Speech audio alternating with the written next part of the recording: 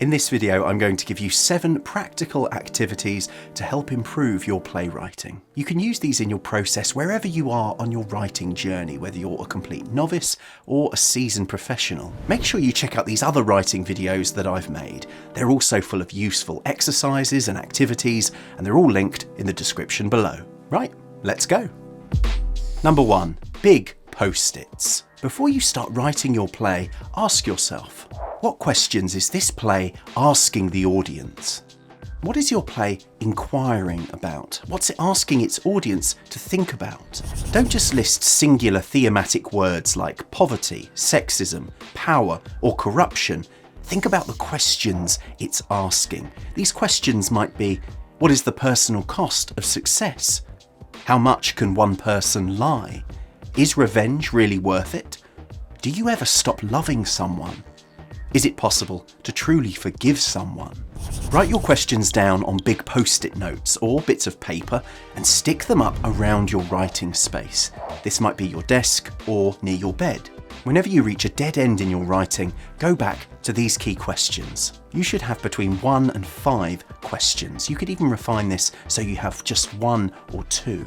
These questions are your focus points. Write a scene that asks this question. Let the questions fuel your writing process. Number 2, give your brain space.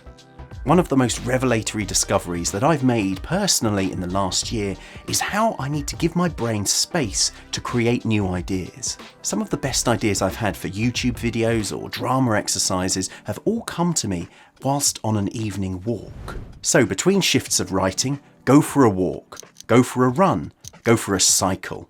If you're creating something, don't just bombard your process with non-stop stimulus and work. Time away has a vital part to play because in this time, your brain will be making all sorts of subconscious connections and mulling things over automatically. Simon Sinek, an inspirational speaker, talks about this idea perfectly.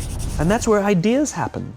The constant engagement is not where you have innovation and ideas. Ideas happen when our minds wander and we go, and you see something, I bet they could do that.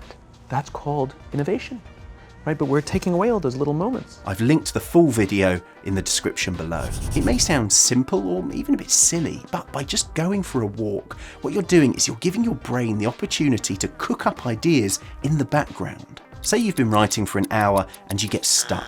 Don't stress out, get outside and switch off for as little as 30 minutes. But you won't switch off. Your brain will go into a sort of standby mode and it will start coming up with workarounds and solutions for any problems. In this time off, it will give you new ideas that you hadn't thought of.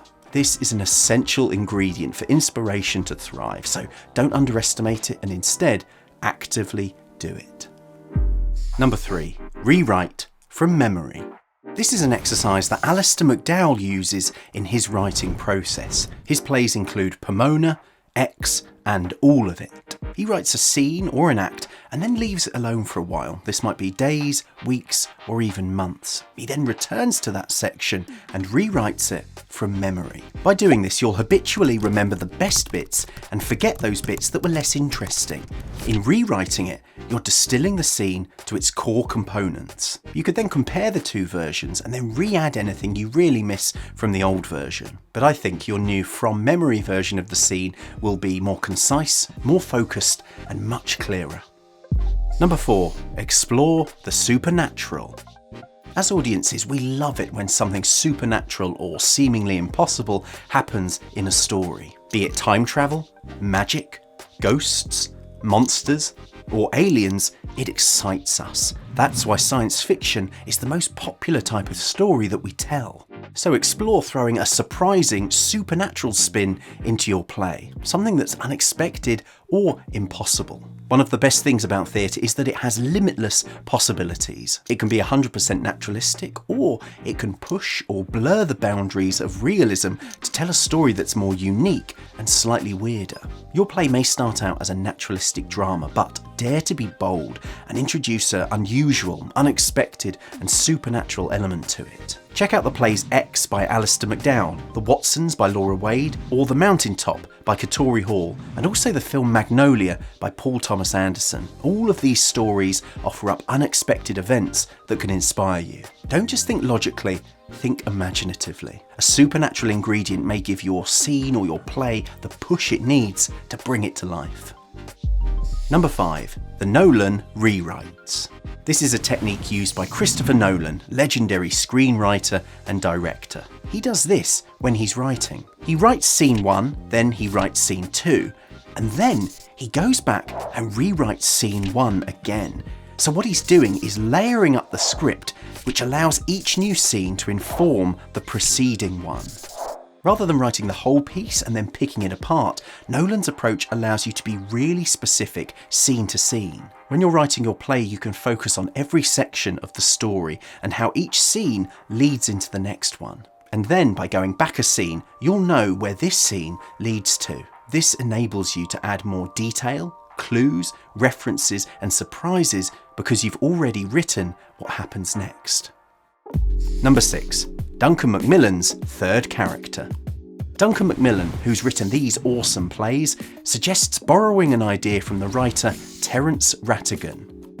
The idea is to introduce an extra character to that scene who shouldn't be there. So if you have a duologue between two people, try throwing in a third character.